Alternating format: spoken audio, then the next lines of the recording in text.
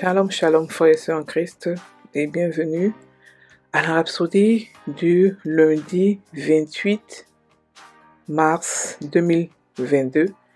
Rhapsodie écrite par le pasteur Chris Oyakilome, et la lecture vous est offerte par les vérités de l'Évangile. Le thème d'aujourd'hui est le repos en Christ. Et le verset de Hébreux 4, verset 9 à 10, qui dit: Il y a donc un repos de sabbat réservé au peuple de Dieu. Car celui qui entre dans le repos de Dieu se repose de ses œuvres, comme Dieu s'est reposé des siennes. Alléluia.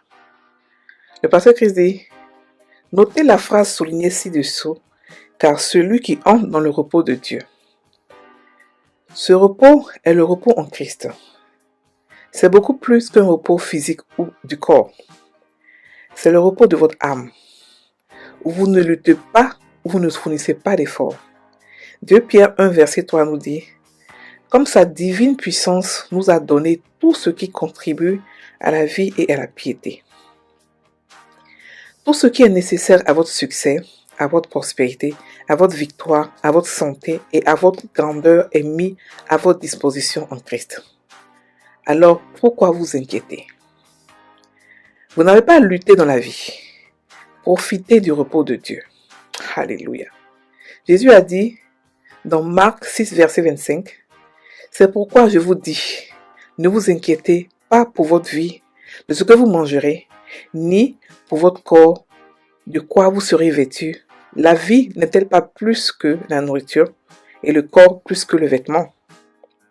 Alléluia. Paul écrivant par le Saint-Esprit à l'Église dans Philippiens 4, verset 6 a dit: Ne vous inquiétez de rien, mais en toute chose, faites connaître vos besoins à Dieu par des prières et des supplications avec des actions de grâce.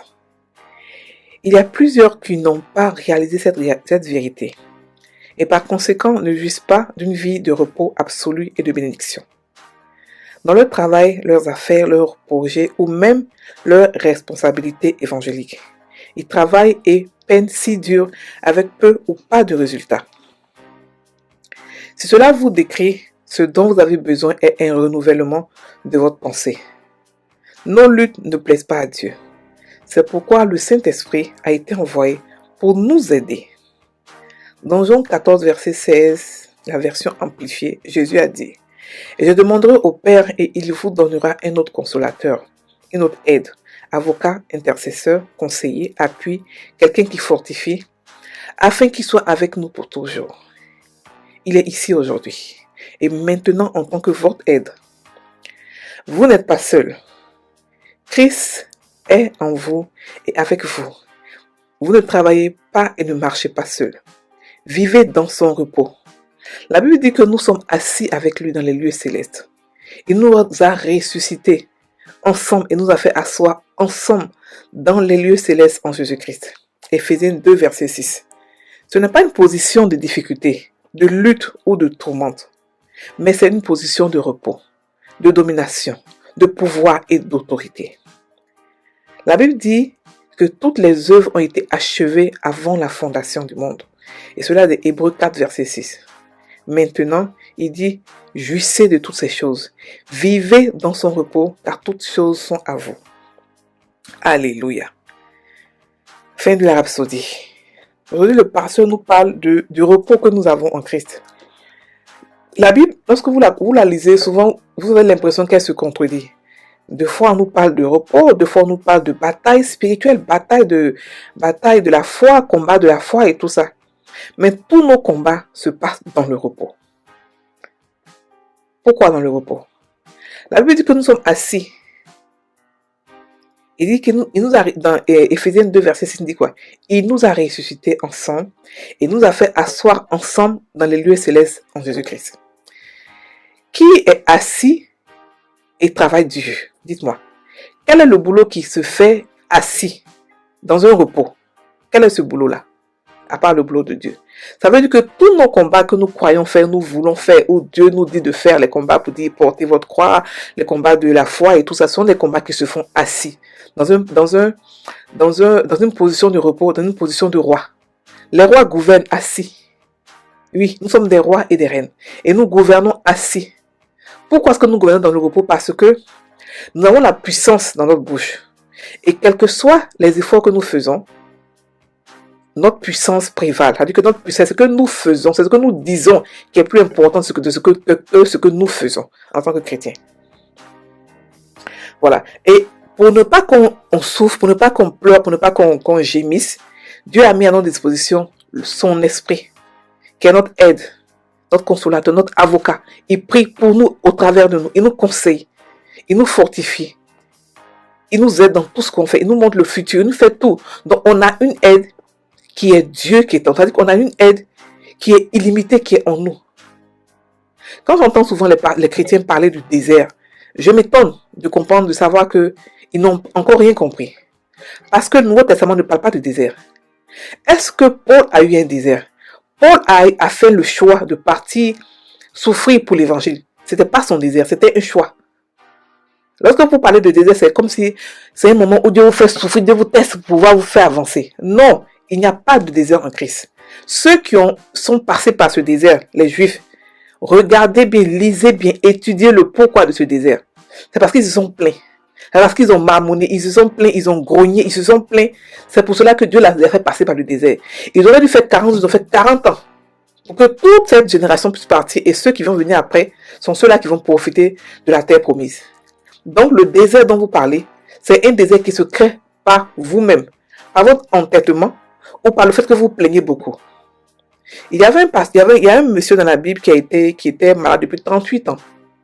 Il était là où, à la porte où les anges venaient remuer l'eau chaque fois. Et quand lorsque Jésus est venu, Jésus lui a demandé, tu veux guérir? Il a commencé à se plaindre. Il a commencé à se plaindre et se plaindre et se plaindre. Et c'est là que vous comprenez pourquoi est-ce qu'il a duré 38 ans. Parce que plus vous vous plaignez, plus les souffrances restent longtemps. Et vous croyez que c'est le désert. Il n'y a pas de désert.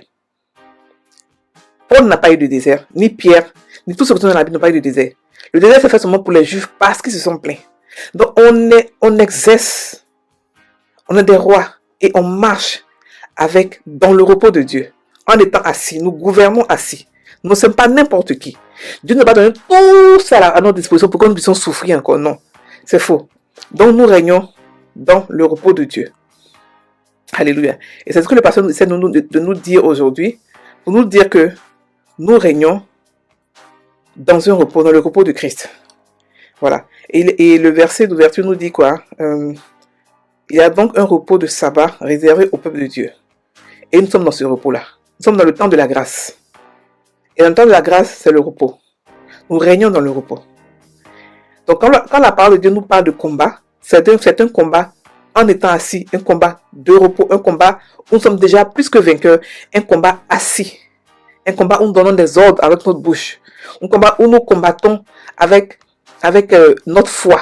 C'est pas un combat des œuvres. C'est pas un combat où on va souffrir, on va faire ceci, on va faire cela. Non, Dieu ne nous teste pas comme ça. Dieu teste les gens d'abord qui sont matures et pour des choses bien précises. Et quand il te teste, tu sais qu'il te teste. C'est pas pour tester tout le monde, pour dire pouvoir, pour tester ma foi. La foi est un combat, c'est vrai, mais le combat se passe en esprit. C'est pas le combat se passe pas dans la vie comme ça. Non, le combat se passe en esprit. Donc, frères et sœurs, sachez que vous êtes dans le repos de Dieu. Et le repos de Dieu veut dire que vous régnez en étant assis. Vous êtes des rois et des reines. Et vos décrets, vos paroles, vos prières sont des décrets qui doivent être exécutés parce que vous êtes des rois. Donc les rois ne règnent pas debout avec beaucoup de sueur. Les rois règnent assis. Ils ont des sujets qui exécutent leur requête. Et nos sujets à nous, ce sont les anges. Alléluia. Donc ne vous inquiétez de rien. Mais faites connaître vos besoins par des prières, des supplications, avec des actions de grâce. Et Dieu et la paix de Dieu, qui surpasse toutes choses, protégera votre cœur. Voilà, donc c'est ce que le pasteur explique dit. Il a dit aussi dans 2 Pierre 1 verset 3 que comme sa divine puissance nous a donné tout ce qui contribue à la vie et à la piété. Ça veut dire que nous avons tout reçu pour pouvoir avoir une vie de bonheur, une vie accomplie. Et cela dans tous les domaines de votre vie. Tout. Si quelqu'un vous dit le contraire, c'est qu'il est contre. Et c'est qu'il est contre la parole de Dieu. Ne regardez pas le péché, ne regardez pas tout ça. Ce que vous devez regarder, c'est votre relation avec Dieu qui est la plus importante. Qui est le plus important. la plus importante, votre relation avec Dieu. Et tout le reste, vous allez vivre maintenant dans le repos. La connaissance libère. La compréhension de la parole de Dieu libère.